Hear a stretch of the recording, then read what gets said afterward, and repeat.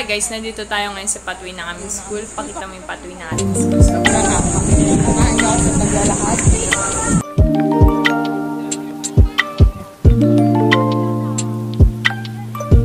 guys, nandito ako ngayon sa harap ng Shaka Building. Kami mamaya magkaklase. Pero dahil vacant pa namin, nandito ako ngayon nakatayo. At kung gusto niyo makita yung loob ng Shaka Building, tara, samahan niyo ako.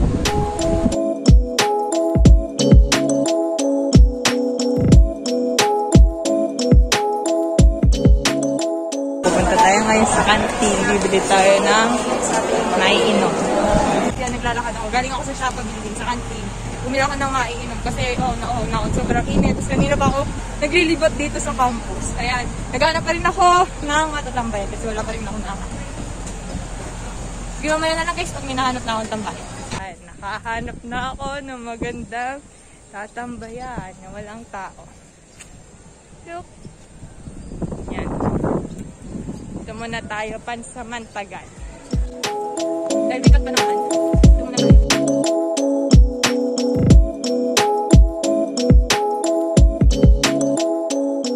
So, hi guys. Nandito pa rin ako sa nahanap kong tambayan. Nakala ko ito na yung best tambayan.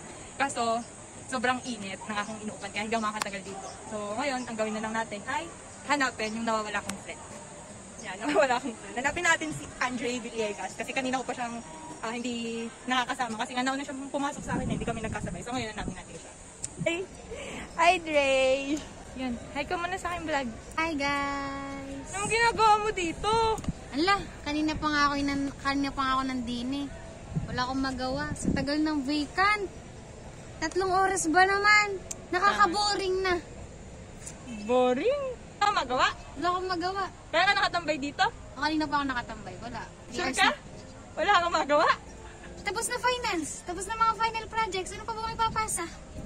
Di. Meron pa tayong hindi nagagawa. Ano? Meron pa. Makakalimutin naman talaga Tapos na na tayo aking sa friend. IMP, mga toolbox. Mga final project na papers. Singit mo na. Kung ano pa yung hindi natin nagagawa. Topic mo yun eh. Ano bang topic natin? Sabi ko sa inyo eh. Itong friend ko talagang ito makakalimutin.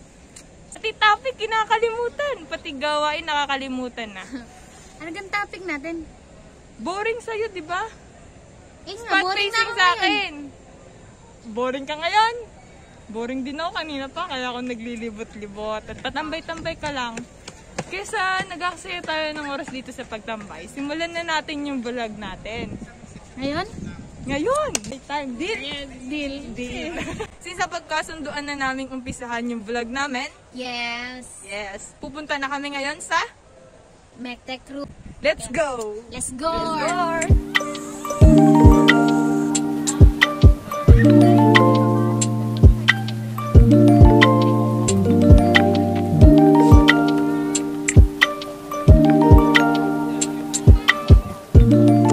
Hi guys! We're here at Mectec Group to officially start our mini vlog about drilling operations. Kung boring ka at naspatan mo na tong video na to, keep on watching! At alam niyo ba guys, there are many different kind of drilling operations. Pero nakafocus lang tayo sa dalawa. At yun ay ang boring At spot facing.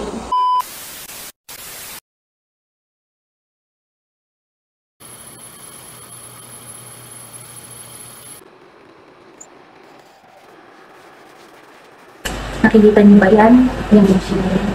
Isa sa mga ginagamit yan para sa boring at spot facing. Ang tawag dyan ay drip press. Yan. May confusion pagdating sa drilling at sa boring dahil yan. Pero, bagamat may confusion dun sa dalawang yun, ay may different purposes naman ang bawat isa. Yun nga, ang drilling ay nag-create siya ng hole. Siya yung nag-start para mag-create ng hole sa isang workpiece o sa isang bagay.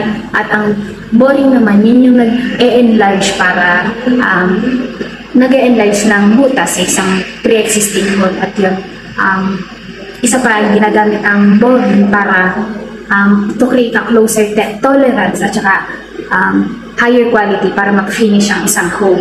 At yan, ang focus nga natin, parang focus natin ngayon ay ang boring. May dalawang pangunahing uri ng boring operation. Ito ay ang roughing at finishing. Ang roughing ay nagpapalaki ng isang butas sa pamamagitan ng pag-alis ng malaking bahagi ng metal para ihanda ang butas para sa finishing. Ang finishing naman ay ang mas precise na process na gumagamit ng mababaw na lalim ng paggupit para mapabuti at maayos ang finishing surface at accuracy ng isang hole. Gusto niyo pa bang malaman ng isa pang drilling operation? Just keep on watching. Congratulations dahil umabot ka sa part na ito. Dahil malalaman mo pa ang another type of drilling operation, which is ang spot facing. Kagaya ng boring na diniscuss kanina ng aking friend, ang spot facing ay isa ding method of modifying an existing hole. Kanina, nalaman nyo kung ano ang meaning at purpose ng boring. Ngayon naman, ang aalamin natin na yung patungkol sa spot facing.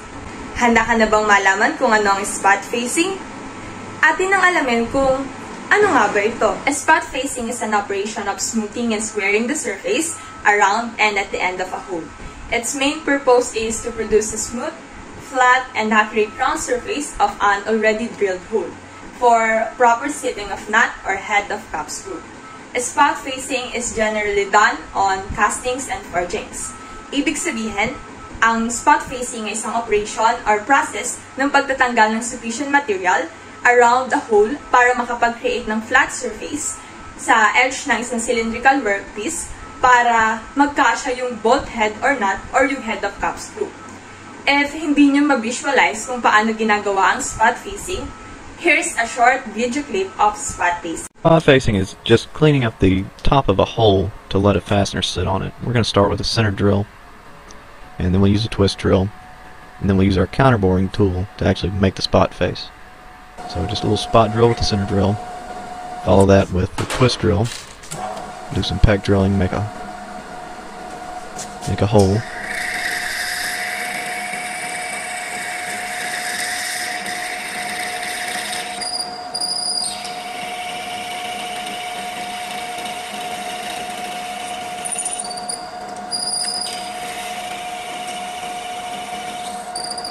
Spot facing is used a lot of times on castings when the surface is uneven to help the fastener to sit down level on the top of the surface.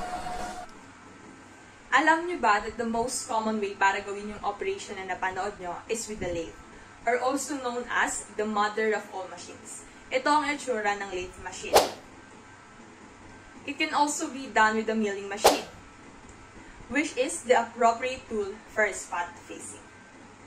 And that's it for this vlog. I hope you guys learned something. Kapag boring ka, just visit our YouTube channel dahil marami kang mas patan na video dito na makakapagpatanggal ng pagka-bored mo. Hindi lang yun, mas marami pa kang gagawin video about drilling operation. At kung gusto mas marami pang matutunan, Don't forget to like, share, subscribe, and hit the notification bell para lagi kang updated sa mga videos namin. thank you all guys for watching. See you all on our next vlog. Bye!